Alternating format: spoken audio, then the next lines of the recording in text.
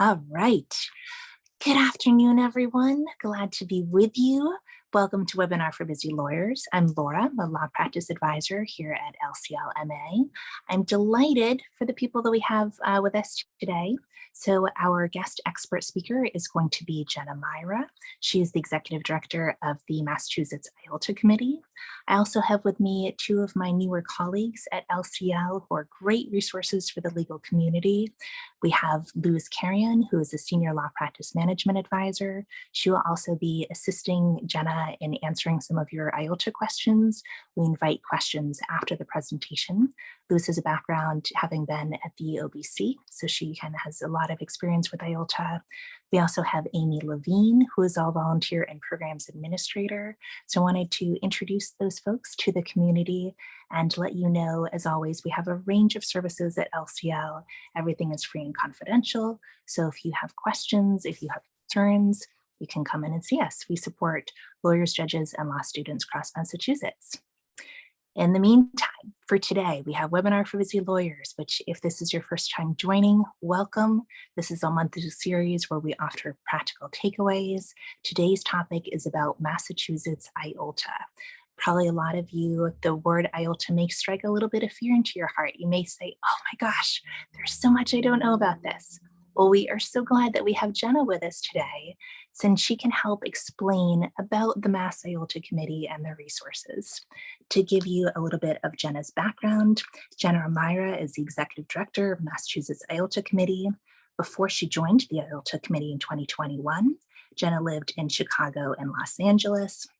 She grew up in Newton and now lives there with her husband and children.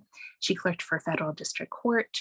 She worked at two legal aid organizations, practiced primarily civil rights and employment law, received her JD with distinction from Stanford Law and a BA in history from Columbia College. So Jenna, we're so glad to have you. Thank you so much for talking to us about Massachusetts IOLTA 101. Before I hand it over to Jenna, I just want to note that after Jenna's presentation, we will have time for Q&A. So put your questions in the chat or Q&A function, and we'll get to those after. In the meantime, Jenna, over to you. Thank you. Thank you, Laura. Thank you for having me and for that lovely introduction. And thanks to everyone for joining us. Hopefully everyone can see my screen. Just get to the first slide. Okay, well, here we go. And as Laura said, there'll be time for questions at the end. And also please do put them in the Q&A if you have them as we go along.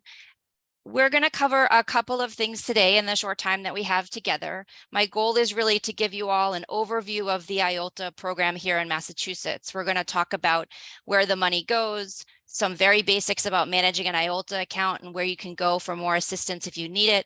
We're going to talk about our leadership institution program, how IOLTA interacts with class actions, and undistributable IOLTA funds, which are funds that are in an IOLTA account and for whatever reason cannot be returned to the client. So let's get started. First things first, what is IOLTA other than a mouthful? It stands for Interest on Lawyers' Trust Accounts. And the IOLTA program here in Massachusetts was established by the SJC in 1985. It was set up to collect the interest that is generated on those pooled trust accounts, those pooled IOLTA accounts, and to use that interest to fund organizations that provide free civil legal aid and in general improve access to justice in the Commonwealth. It was a voluntary program for a couple of years, but since 1989, it has been a mandatory program, meaning that lawyers must participate in the IOLTA program if they have qualifying client funds. Since the 1980s, the IOLTA Committee has distributed more than $360 million, which is really very impressive and important to the legal aid landscape here in Massachusetts. We have about 200 banks and credit unions that are currently participating and about $2 billion on deposit in IOLTA accounts across Massachusetts. Some version of the IOLTA program exists in all 50 states, DC, Puerto Rico, Virgin Islands, and also Canada. So it's not unique to Massachusetts, although we do have some unique features about how the IOLTA program works here. One of the most common questions we get from lawyers, particularly lawyers who are just starting out or new to a practice area where they are receiving client funds, is what funds go into an IOLTA account?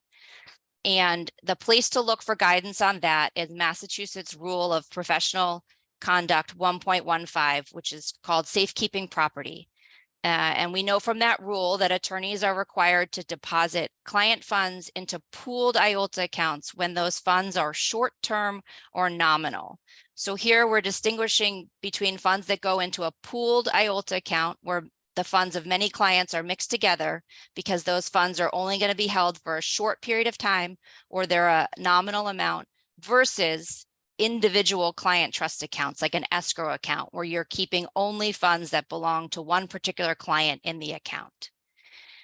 The general idea is that the pooled IOLTA account is used where setting up an individual client account is not practical because the interest earned for the client would be less than the cost of establishing and maintaining that individual account. Really common examples of funds that almost always or often go into pooled IOLTA accounts are retainers that are being paid for future work, advanced costs and expenses, settlements that are paid to the attorney on behalf of a client. So there's a settlement check that involves perhaps some fees that are due to the attorney, but also funds that are due to the client, personal injury awards, and then of course, real estate conveyancing funds. There are lots of other kinds of client funds that might need to go into a pooled IOLTA account, but those are the biggest categories we see. We sometimes get asked whether a lawyer is required to disclose to their client that the funds belonging to the client are going into a pooled IOLTA account. The answer to that is no, it's not required, but in general, it can't hurt, and it's often a good idea to let the client know that's how their funds will be handled, including the fact that any small amount of interest earned on those funds is not going to go to the client, it's going to come to the IOLTA program. Recently, unfortunately, given the bank failures a couple of months ago with Silicon Valley Bank and First Republic, we saw an uptick in questions about how does insurance work for IOLTA accounts. So I thought it would be a good idea to briefly touch on that here. So the good news for most circumstances is that IOLTA accounts are treated as fiduciary accounts and qualify for what's called pass-through coverage. So that means the $250,000 insurance coverage amount that we hear about when we talk about FDIC insurance, or the credit union version of that insurance, which is called NCUA insurance. The good news is that $250,000 coverage applies to each individual client's money in your IOLTA account. So if you are holding $200,000 for 4 different clients in a pooled IOLTA account, each client's $200,000 is protected if something were to happen, like the bank failures we saw earlier this year, and for some reason the deposits weren't otherwise fully covered. Now, an important caveat to that is that insurance only works if the account is properly titled as an IOLTA account, that it's clear from the title of the account that it's a pooled account that contains funds belonging to several different individuals, and that the attorney and law firm has done proper record keeping so that if necessary, they could show the folks looking to apply the insurance the exact amounts belonging to each client in that account. So another really good reason to keep good records and make sure that your IOLTA account is set up properly. And we're going to talk in a little while about how to do that. There are some lawyers who are, for various reasons, holding larger amounts for an individual client. And there are some other sort of more sophisticated things that can be done to have greater insurance coverage for those IOLTA accounts. But that's really a kind of case-by-case question. So if you have questions or feel like you need more information about how to maximize the insurance coverage that applies to your IOLTA accounts, please do reach out to me or to the IOLTA Committee's CFO, Steve Casey, and we can help figure out what might make sense for you. But in general, most attorneys' IOLTA accounts have very good insurance coverage already. So the IOLTA Committee collects all the interest on these pooled IOLTA accounts, and then where does that money go? It comes to us, and then pursuant to the SJC's rule, we, the IOLTA committee, distribute all of the funds that come to us, except for what we need to run our small organization, to 3 charities, which you're probably familiar with. The Massachusetts Legal Assistance Corporation receives 67%. The Massachusetts Bar Foundation receives 26%, and the Boston Bar Foundation receives 7%. Each of those charities then use money they've received from the IOLTA committee to fund civil legal aid organizations all over Massachusetts that provide help to folks who couldn't otherwise or can't afford an attorney when faced with civil legal problems, right? So none of the monies that come into the IOLTA committee are used to support criminal representation. Other organizations do that, but our dollars are used to fund help with things like housing, public benefits, access to healthcare, and so on. And the recipients, the ultimate recipients of IOLTA funds are probably familiar to many of you. They include Greater Boston Legal Services, the Massachusetts Law Reform Institute, Metro West Legal Services, Pine Street Inn, Prisoners Legal Services. It's a really impressive list of grantees who receive funding from the IOLTA committee. As I've been talking about, the main source of revenue coming into the IOLTA committee is the interest on IOLTA accounts. We do also receive a few other sources of revenue, which are important and distributed along with the interest to those same 3 charities. Those other sources of revenue are pro hoc vice fees, out-of-state attorneys paying a fee to practice in Massachusetts State Court, the access to justice fee that's included in an attorney's annual registration with the bar, Cypre awards from class action, and undistributable IOLTA funds. Now, those last 2 are a little more involved, and we're going to talk more about that towards the end of this presentation. Just to give you a sense of the dollars that we're talking about, in 2022, you may remember interest rates were very low at the beginning of 2022, and they started to tick up towards the end of the year. And of course, the money coming into the IOLTA committee is very closely tied to the interest rates, because that's the majority of our revenue is generated from interest on IOLTA accounts. So in 2022, the interest revenue was just under $10 million, and the other sources of revenue totaled over $4 million. It was an unusually good year for the IOLTA committee in terms of Cypre awards. We were lucky to be the beneficiary of an almost $2 million Cypre award from a consumer class action.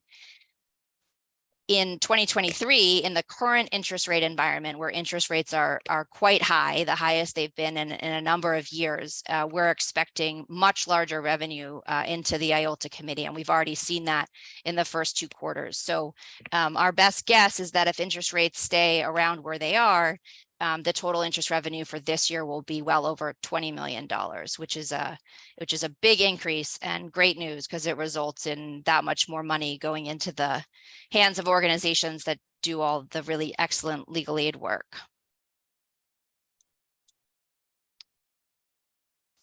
So we talked a little bit about what kinds of funds need to go into an IOLTA account. And so I wanted to touch on who needs an IOLTA account. And that's another question we get a lot, particularly when folks are registering, doing their BBO registration, either for the first time or doing their annual renewal. As many of you, I'm sure, remember, there is, of course, a question on your BBO registration that asks you whether you have an IOLTA account, and if not, why not? Essentially, are you exempt, or should you really have one? So important to keep in mind, again, go back to Rule 1.15. It's all spelled out there. But all lawyers who are engaged in the practice of law with, and this is important, a physical office in Massachusetts must establish a Massachusetts IOLTA account, meaning it has to be held at a bank that has deposit locations in Massachusetts. Once they are receiving client funds that need to go into a pooled IOLTA account. So as we talked about before, those are client funds that are nominal in amount or will only be held for a short time. So that's who needs an IOLTA account. And that applies to most lawyers I can think of who are practicing PI, who are real estate attorneys, who are doing employment work, often need IOLTA accounts. but not every single lawyer does. So it's important to understand who may not need an IOLTA account. So you don't need an IOLTA account if you are licensed in Massachusetts, but you don't have a physical law office here in Massachusetts. So if you're barred in New Hampshire and Massachusetts, and the only office you have is New Hampshire, you don't need a Massachusetts IOLTA account under Massachusetts rules. If you're not employed or you're not practicing as an attorney, you have a bar license, but you're not practicing law at the moment, then you don't need an IOLTA account. And if you're practicing law, but you have the type of practice where you're not receiving client funds, then you don't need an IOLTA account. So that might include folks who are working as in-house counsel for a company, if you're working as an attorney for a government agency, if you're a professor of law somewhere, then you don't need an IOLTA account. But always go back to the rule 1.15 and have a look at the requirements for who needs an IOLTA account to make sure that you're in compliance. And feel free to reach out to us at the IOLTA committee if you have questions, or LCL or the BBO are all good sources of information about whether or not you need an IOLTA account. On our website, we'll make sure you all have a link to the IOLTA committee's website. We have more detailed information about the steps you need to take to open an IOLTA account, and that includes a list of approved banks and credit unions in Massachusetts. Banks and credit unions have to be approved to handle IOLTA accounts. The good news is, as I said, there are almost 200 banking institutions in Massachusetts that have been approved, so it shouldn't be hard to find one in your area. And our website also has a required notice that you need to submit to us, called a notice of enrollment, when you're opening a new IOLTA account for the first time. Okay. Once you have an IOLTA account, you've properly set it up, you have an understanding of what funds need to go in it, and you're ready to start using it, then you need to manage it. And it's really important that IOLTA accounts are managed properly. One of the most common reasons that lawyers run afoul of their clients or the BBO or both is because they have not properly handled funds in their IOLTA accounts. So we have some resources on our website. We have something called a client funds manual that spells out in great detail how to manage an IOLTA account. We also have FAQs. One of the most important things to do when managing an IOLTA account is to keep proper records and do proper three-way account reconciliation, which is a really important sort of double, triple check that needs to happen at least every 60 days with an IOLTA account, where you're looking at the individual client ledgers for clients whose funds are in your IOLTA account. You're looking at the check register for the IOLTA account, and you're looking at the bank ledger, and you're comparing those three documents and making sure that the amounts match. The BBO does a fantastic regular training. It's about an hour long, and it walks you through in great and very useful detail all the steps for that three-way reconciliation. There are examples of client ledgers that you may want to use. There are answers to frequently asked questions. It's a really great training. And the trainings are on pause for this summer. They'll be back in the fall, and they typically happen about every other month. But in the meantime, there's a link here in the materials for the most updated slides from that training, and you can learn a lot by just taking a look at those. If after looking at that, you still have questions about managing an IOLTA account, as I said before, can always reach out to us at the IOLTA committee. BBO is also a great resource. LCL has a lot of wonderful resources. There are lots of places you can go to get really good practical information about how to manage an IOLTA account, because it's very important that it be done properly. I'd also suggest that you follow the IOLTA committee on social media. We put a lot of reminders, helpful tips, and also updates to rules as they happen on our social media. And we have a blog on our website where we also highlight sort of changes or important reminders. Okay, just a couple of last things I wanted to cover. Oh, I'm sorry, I went too fast. As I mentioned before, you can only keep a Massachusetts IOLTA account at an approved institution, and there's about 200 of those. We then have a smaller, really important list of institutions who are approved and also part of what we call our Leadership Financial Institution Program.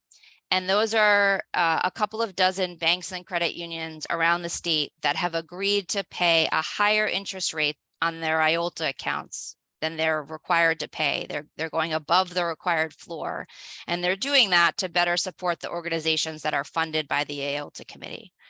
So right now, as of last month, the IOLTA leadership interest rate is almost 4%, which is really quite high. And in comparison, some of the institutions that are not in our leadership program are paying much, much lower interest rates on their IOLTA account, a 1/4%, or in some cases, even close to only 1/10%. So that means if you as an attorney or a member of a law firm choose to keep your IOLTA accounts at a leadership institution, you're generating substantially more money for the IOLTA committee that can be used to support legal aid around Massachusetts. So it's a really easy, straightforward way of giving back to your community. We have a list of current leadership institutions on our website, and I would encourage you to check it out.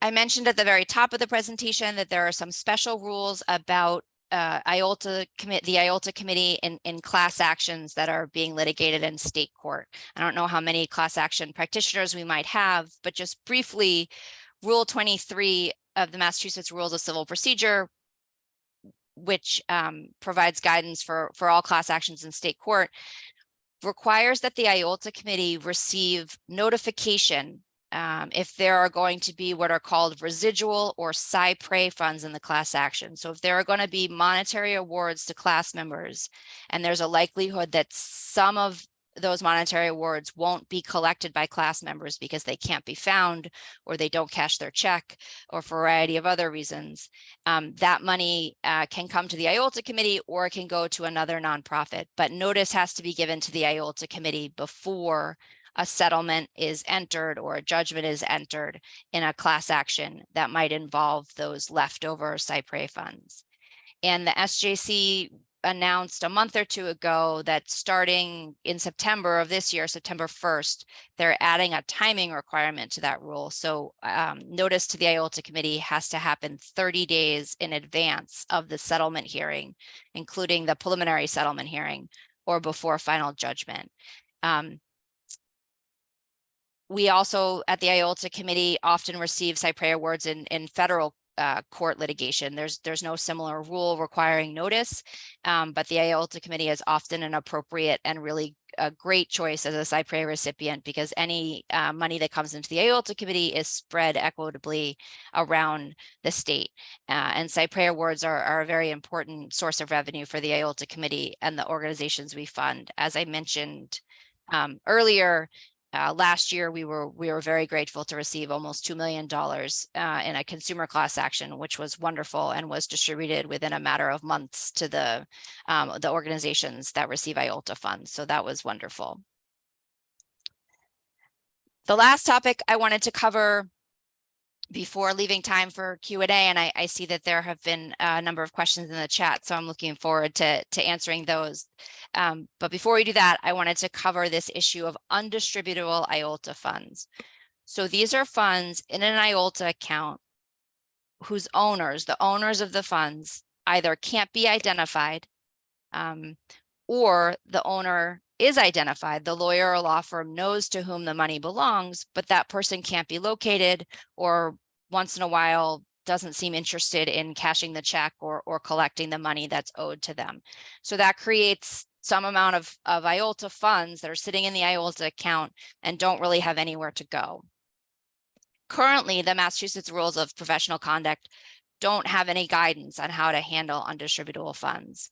And there was a period of time where many lawyers and law firms and banks were transferring those undistributable funds to the state treasurer. They were escheating to the abandoned property fund maintained by the state treasurer. Towards the end of 2020, the SJC had the opportunity to weigh in on this in a case called Olchowski, which involved a lawyer who was in a lot of disciplinary trouble and also happened to have undistributable funds in his IOLTA account. And the SJC said in that Olchowski decision that those undistributable IOLTA funds should come to us at the IOLTA committee and not go to the unclaimed property division, not escheat to the state. And since that time, the SJC Rules Committee has been hard at work drafting rules that reflect the Olchowski decision and set up a process for those undistributable funds to flow to us at the IOLTA Committee. Those rules are not yet final. There have been a couple drafts that have come out, and there have been public comment periods. And my understanding is the Rules Committee is currently deciding whether to make any revisions to their most recent draft. In this interim period, before we have final rules that tell us in more detail what the process should be going forward, the Office of Bar Counsel is accepting applications to transfer undistributable funds to the IOLTA committee. A copy of the application form to transfer those funds is available on the BBO's website. You can also request it by email or by phone, and I've included that information in the slide.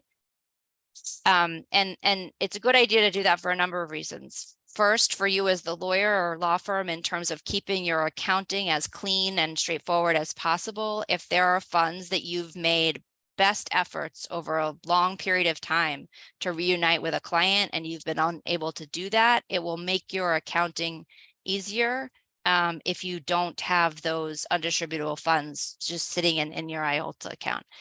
And then, of course, when funds should come to the IOLTA committee, and they do come to the IOLTA committee, we're able to distribute those along with the other interest and other revenue that we distribute.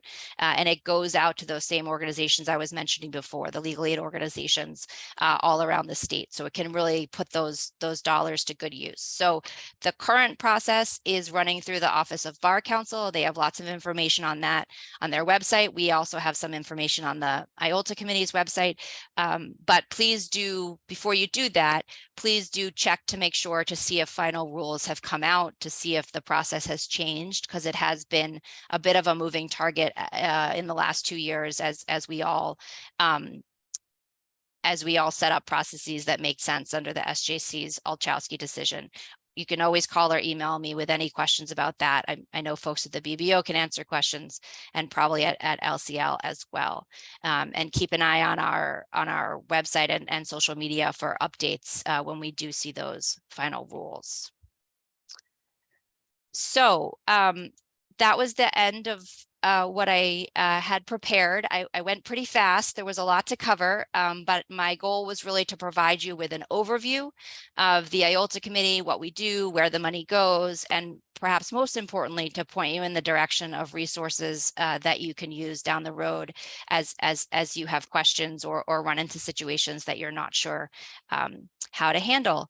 So with that, I'm happy to take questions, and I'm counting on Luz, who's here, to help me out if they get tricky. And also I think we have some participants that are experts on IOLTA issues themselves. So maybe we'll get some additional information in the chat. But Laura, let me know where I should start with questions. That sounds great. So Jenna, this was a wonderful overview. Thank you so much. You gave a lot of fantastic information. To let people know, in addition to the resources that Jenna has in her slides, some of these links to resources that have been discussed have been put in the chat. In addition, if you say, oh my gosh, there's so much great information, I want to have it for later. If you have registered for this, you are going to get a copy of the slides and the recording when they become available later in the week. So you will have this information. It will also be available on our site. And then later, I think Jenna will probably post this webinar on the Mass IOLTA Committee site as well. So if you happen to get everything down today, that's okay. You'll be able to have this on demand. Before we go to questions, I want to recap a few points that Jenna brought up that people are sometimes confused by. So as she noted, you can have pooled IOLTA accounts. That's if they are short-term or nominal. And she listed out some examples such as retainers, advanced costs and expenses, settlements paid on behalf of the client, and so forth. She noted that for people who are concerned about bank failures, as there were questions a few months ago, that the $250,000 coverage applies to each individual client within the IOLTA account, so long as its title is an IOLTA account and it's clear that it's pooled and there's proper record keeping. She noted that the money goes to 3 court-mandated legal charities, and from that, it funds legal aid work. And with that, that's why leadership banks are so important. Those provide higher interest on these IOLTA accounts, so it can be more funding of great legal aid work in the state of Massachusetts. So with that brief recap, we will go to some more questions. If you haven't put a question in yet, we invite you to put it in the chat or Q&A. Jenna and Luz, our first one was wondering about flat fees. They're saying, if you're only handling flat fees, is an IOLTA account necessary? Jenna, what are your thoughts? So that's a really good question. The current rule in Massachusetts is that flat fees do not need to go into an IOLTA account. And that is different from some other states. So if you've practiced elsewhere, you're also barred somewhere else. I just want to point out that flat fees are handled differently in some other jurisdictions. But here in Massachusetts, you are not required to put flat fees into an IOLTA account. However, if you do put them into an IOLTA account, and it's permissible to do that, then they're subject to all the same accounting rules and other regulations that apply to any other funds in your IOLTA account. Great, thank you, Jenna. And just to circle that back, that connects to your slide where you noted that if you need a Mass IOLTA account, that connects to if you're engaged in the practice of law in Massachusetts, if you have a physical office in Massachusetts, and if you're receiving client funds. I guess, sorry, just one other note I always like to make about flat fees that I forgot to mention is that, and this doesn't relate directly to IOLTA, but we get this question.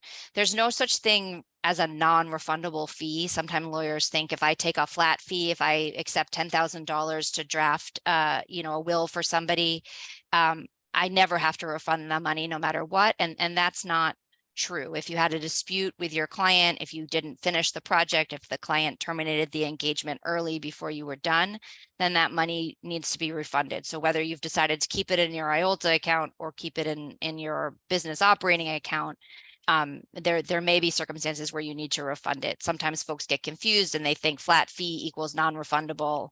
I can keep this money no matter what, and it's not quite so simple. So sorry for the interruption.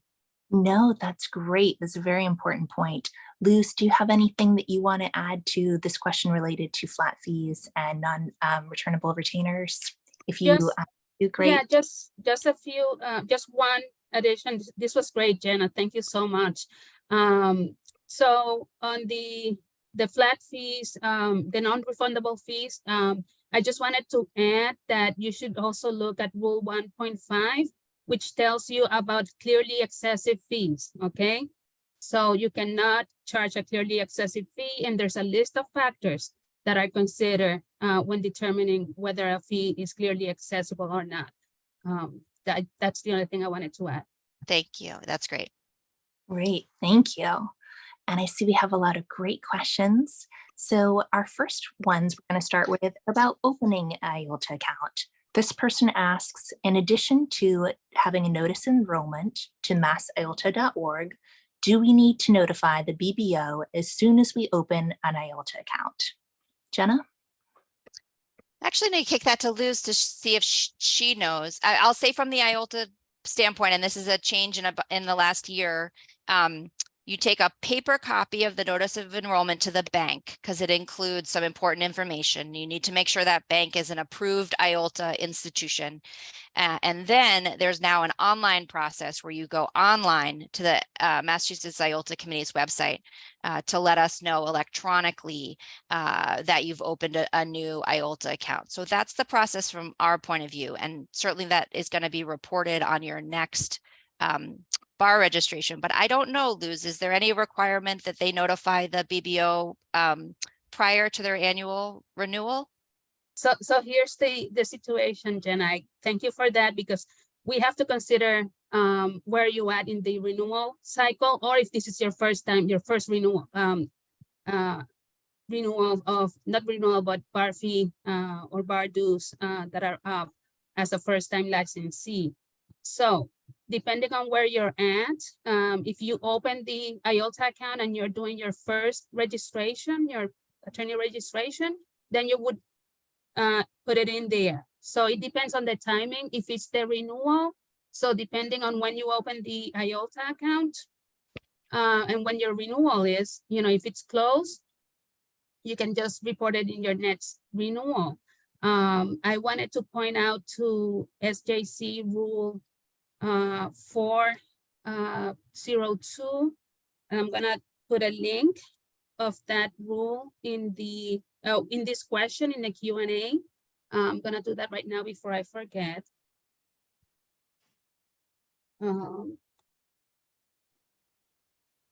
But basically what the rule says is that if there's a change, if you renewed or you did your first registration and there's a change in the information on the registration statement, you have to provide a change or a status update within 14 days.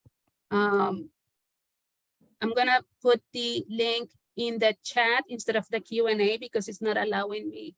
Let me see.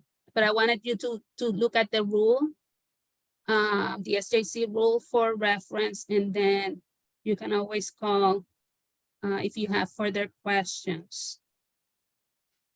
Great, thank you, Luz. So I see we have a lot of questions. I'm going to group these into ones related to opening an account and to closing an account. So next one related to opening is, how do you recommend naming pooled IOLTA accounts? That's a great question. And our client funds manual has some good examples. It varies from bank, but the most important thing is that if you can, you want the word IOLTA in the title. Sometimes it says pooled, but really you want some variation of IOLTA trust account, IOLTA pooled trust account. Different banks sometimes have different sort of set terms that they use, but the title needs to convey that it is an IOLTA pooled account. Great, thanks. Luz, anything to add to that? No, that's it. Okay, beautiful. And our next question that relates to opening is, when they opened, actually, let me see, that one sort of relates to closing as well. So can flat fees, this connects back to some of our first question, be paid in advance or only when the work is completed to not fall into the IOLTA requirement? Jenna and Luz, what do you?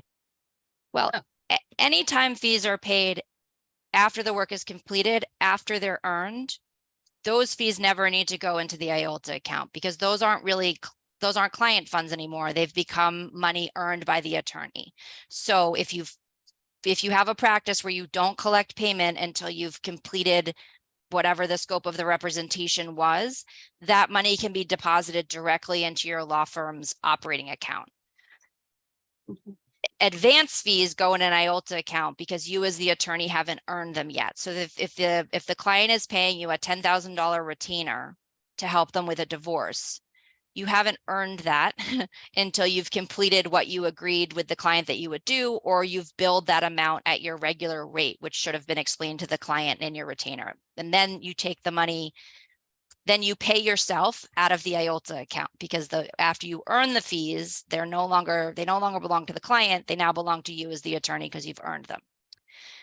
Flat fees are a third category where they're not an advance fee, but they can be paid ahead of time. And if it is an agreed upon flat fee and you have a retainer agreement or an agreement that explains that that's how a representation of the client is going to work, my understanding, and Luz will correct me, but is that that flat fee can go straight to your operating account, does not need to go to the IOLTA account. So it's not so much the timing necessarily of a flat fee that matters, but it's, have you clearly communicated with the client that you're charging a flat fee versus some kind of advance retainer on work that you're planning to do? It's pretty tricky. So honestly, if people have more in-depth sort of specific questions about flat fees, I think I would refer them to either the BBO ethics line or maybe others at LCL could walk folks through. But Luz, what am I missing there? No, that's a great question. And the reason behind that basically is that traditionally a flat fee is considered earned already. So that's why it goes to the your operating account and not the IOLTA. So Jenna gave the great explanation. It's just that traditionally the flat fee is considered earned. However, like I said before, always look at 1.5 because you can get in trouble if you're saying, well, you know, I'm keeping that flat fee, but only did half the work, or, you know, there are various scenarios. We're not going to get into that, but always look at 1.5 for guidance on whether the fee is clearly excessive. Great. Thank you both so much. Our next question: if someone does not request retainers from clients and they do not receive client funds as a result of litigation or transactions, are you required to open an IOLTA account anyway to keep your BBO registration? This connects back to what you were saying about earned funds. Do you want to expand on it to connect to this person's question? Luz, I'll kick it to you first. I would have, Jen, if you want to answer first, and then I'll collaborate if you wish. Yeah, so if you're not handling client funds of any kind, for any reason, you don't need to have an IOLTA account. And when you're doing your BBO registration in the IOLTA portion, there's a drop down. I think you click to say I don't have an IOLTA account, and there's a drop down where you can select the reason why you believe that you're exempt. And I can't remember what the pre-populated reasons are, but there's something like, I don't maintain an office in Massachusetts. I don't hold client funds. I'm employed by a government agency. There's a couple of sort of pre-populated answers. And then there's also a narrative box where you can fill in other, and, and people do that, and they'll explain why they believe that they're exempt. But if you have any questions about that, I really would encourage you to either reach out to us specifically to talk about your situation at the IOLTA committee or to the BBO, and they could provide more guidance. But if you're not handling client funds and you're sure that you're not, then there's no reason for you to have an IOLTA account. Yeah. And you can check exempt on the registration. Yeah, you don't want to be in a situation where you're holding client funds and you don't have an IOLTA ready to go. You have to, yeah. So if you expect, to get like retainers or something like that, like Jenna explained, you don't want to be in a situation where you have client funds and you have to safeguard those. And that's an important point. Client funds cannot live in your operating account for even one moment. So if you think you might get client funds in a month, you should set up an IOLTA account now. So when the client gives you that check, pays you that money, it goes straight into your IOLTA account. It's not allowed to sort of temporarily keep client funds in your operating account and then move them to an IOLTA account. That's going to get you in hot water. Great. And connecting more with flat fees, this person has a question: would it be best practice to put a client's payment of a flat fee into an IOLTA account if the agreed upon work is not yet complete? This connects with what you were saying. Jenna, do you want to expound on it for this question? I mean, I think unfortunately there's not a one size fits all. There's really no downside to putting a flat fee into an IOLTA account. It's permissible. The only downside is then you as the attorney can't access it's not in your operating account. So you can't use it to pay your utility bill if it's sitting in your IOLTA account. Whether it's best practice or not, you really, that's, I think, for each individual attorney to decide. But the sort of key point I think about flat fees is not so much whether it goes in the IOLTA account or to the operating account. It's the point Luz and I have been making that you may need to refund some portion of that money if you're not able to complete the work or you don't complete the work for a variety of reasons. So if it's all gone, you're going to have trouble refunding it. So, you know, everyone needs to make their own judgment. There's nothing in the IOLTA rules that tells you, you know, that a flat fee has to be in an IOLTA account, or that you can't spend it all. Just practically, if you do spend it all, and for some reason it needs to be refunded, at least in part, that's going to be tricky. And I'll just, one last reminder, what you absolutely cannot do ever with client funds is use funds that belong to client A to pay client B.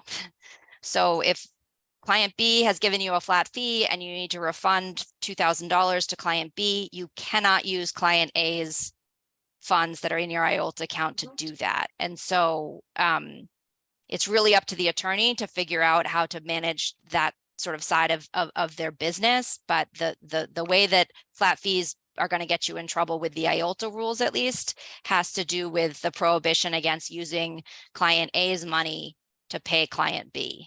That you cannot do. And like Jenna said earlier, if you're putting the flat fee in your IOLTA, then you're subject to the record keeping.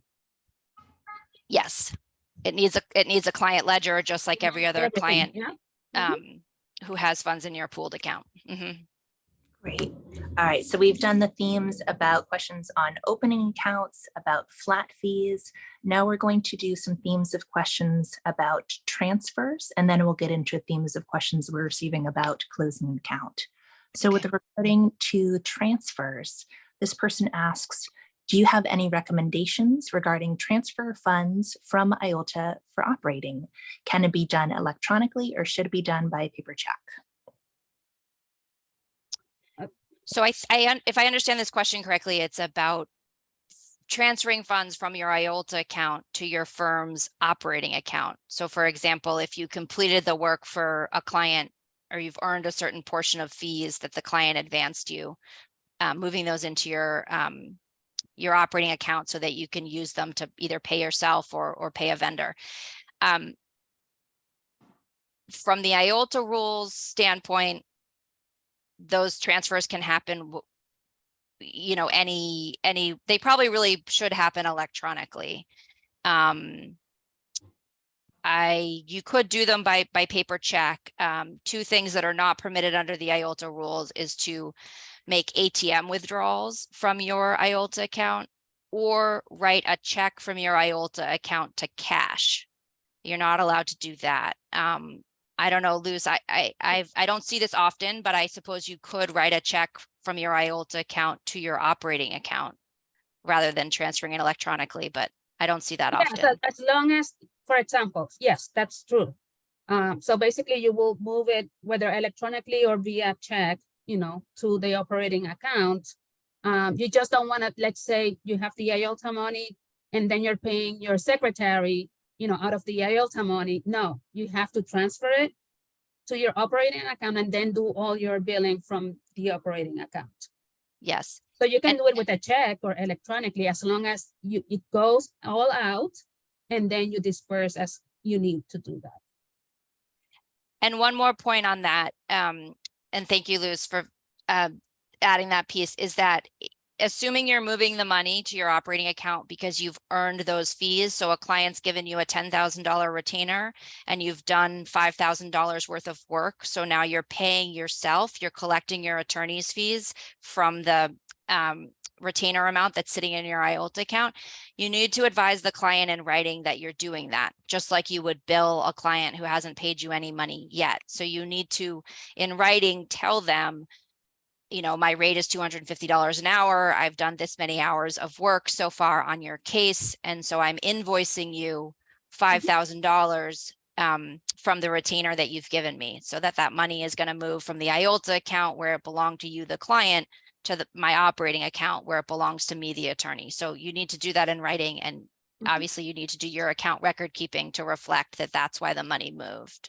Yeah, actually, yes, of course. And then, you know, it will be the invoice communicating to the client, listen, I did, you know, an hour of research, you know, an hour talking to you, or emails, an hour talking to opposing counsel, and so on. So the bill, the invoice will communicate to the client how much money you earned, how much money you are taking out of the retainer, and what's the balance going forward on the retainer. Great, thank you.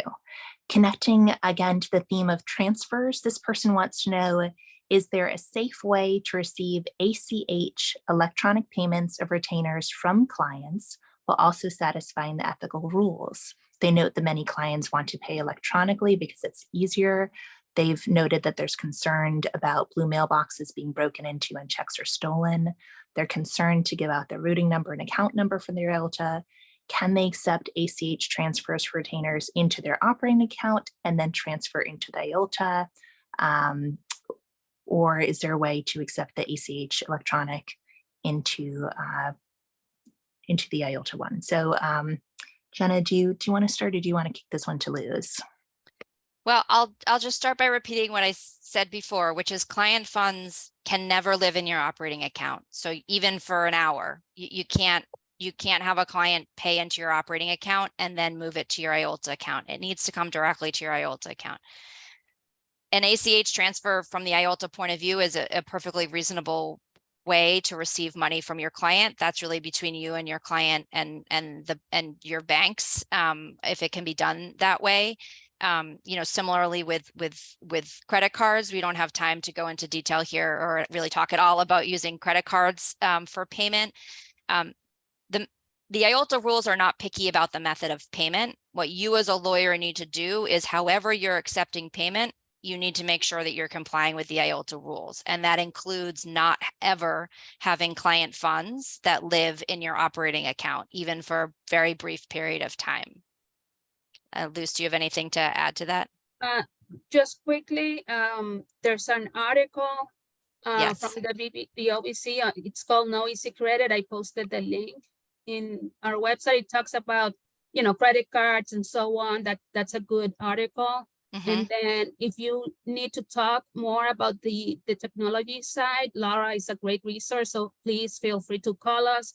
Laura can go through the apps and the software that is available for IOLTA and trust accounts.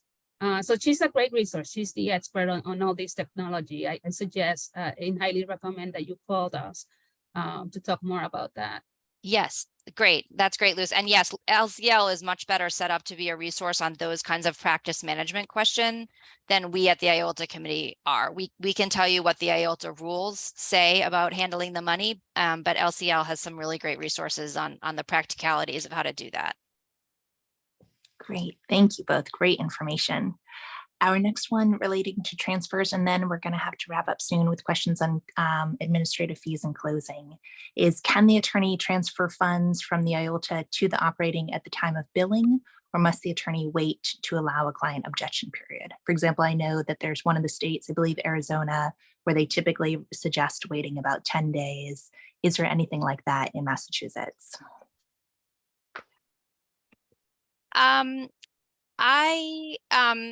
There's nothing that requires you to wait. I think it certainly can't hurt. You can transfer the funds at the time of billing.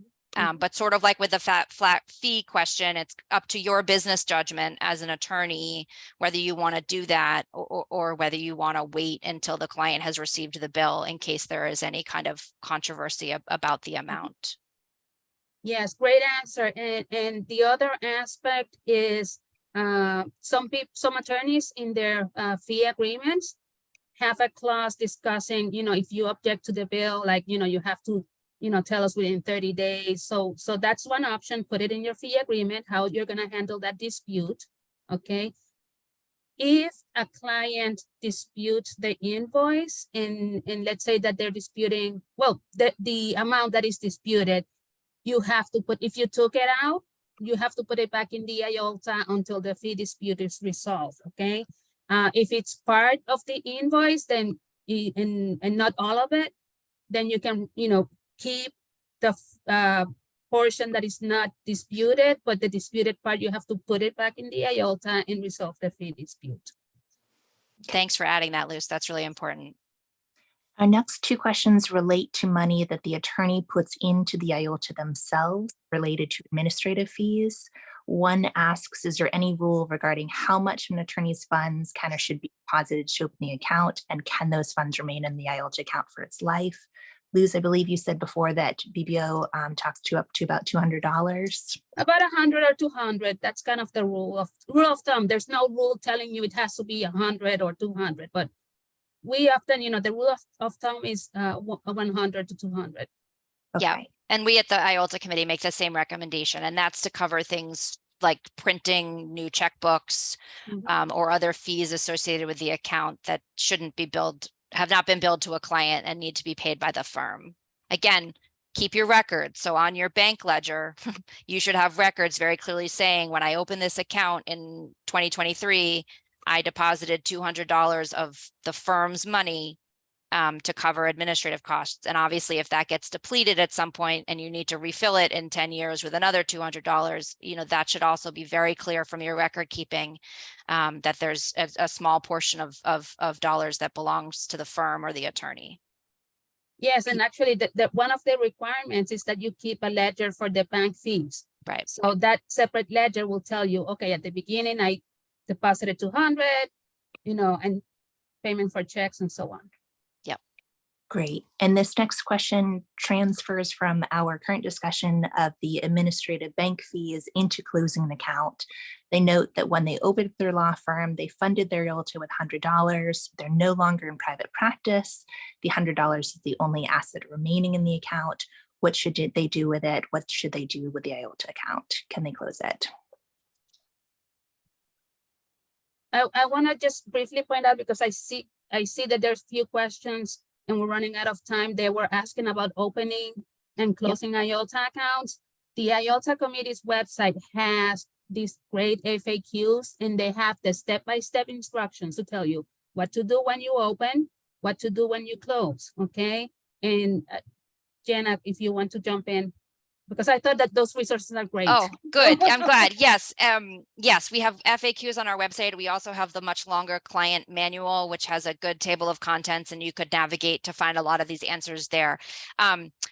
The short answer is, if you're no longer using that account, you've distributed all the client funds, you have no outstanding checks that haven't been cashed, there's really been no activity, you don't anticipate needing to use that again, then yes, you can close the account and you can withdraw the funds that you are 100% sure and have the records to back up belong to you as the attorney.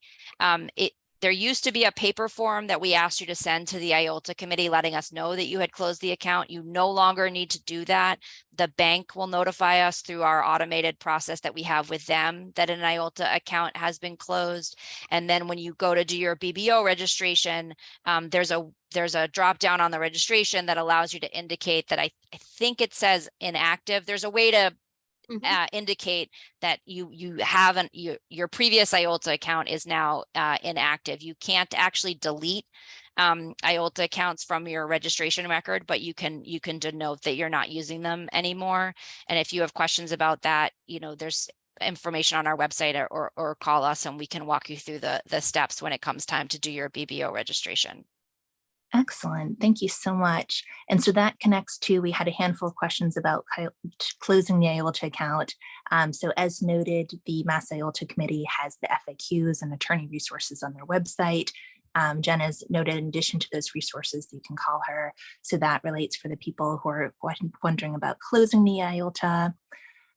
Luz, thank you so much for putting in also that link to the BBO website on credit. This is great. And let's see. Yes, we will be distributing a recording of this webinar. Once it goes up on demand, if you've registered in advance, you'll receive a recording and the slides. For the Venmo account, that is something, since we're running out of time, I think that would be probably better indicated to talk about in a law practice management consultation. Luz, if you would share again the link for how to schedule with LCL. Yes, and I think I posted that already. Let me see. I'll do that again. All right. And I don't think we've been able to get quite all the questions, but we've hit on all the themes. We'll try to squeeze in one more here. This person wants to know about credit card retainers. Can they get deposited directly to the IOLTA? And what about fees and chargebacks? Jenna? Look at the article on the BBO. It addresses all of that. Yeah, I posted that. Yep. And it's really important to make sure you've got that set up properly. Yes, and right. like I said, the technology part, call us and set up with Laura an appointment. All right, this is wonderful. Thank you all for your engaging questions and Yes, your thank you. and Luz for all your information. This was absolutely terrific. Again, this information will be available afterwards via recording and up on the lclma.org website. We want to thank everyone for their time in coming. We want to thank Jenna and Luz for sharing their expertise. I want to thank my colleague Amy too for her contributions as our new program administrator. As noted, if you have questions, Jenna has put her contact information available in the resources, and Luz has shared how to contact LCL for an individual consultation. Anything you share with us is private and confidential, so feel free to ask questions. I want to note that our next webinar for busy lawyers will be on August 16th rather, and it will be how to run your law practice as a business. I want to thank everyone so much for their time and attention. Jenna, I'll turn to you for final thoughts as we wrap up here. Thank you so much for inviting me to come and give this presentation. And thank you to everyone for your truly excellent questions that really generated a great discussion of some of the finer points of managing an IOLTA account. So I hope this has been helpful. Please reach out to all of the organizations that have been mentioned on this webinar. There are lots of really good resources. There's no reason for you to be overwhelmed by your IOLTA issues or feel like you have a problem you can't fix. So please do reach out. Beautifully said. Thank you so much. And with that, it's 1:01. So we'll bid everyone a good afternoon. And thank you again all for your time. Thank you so much. This was wonderful. Take care. Bye-bye. Bye.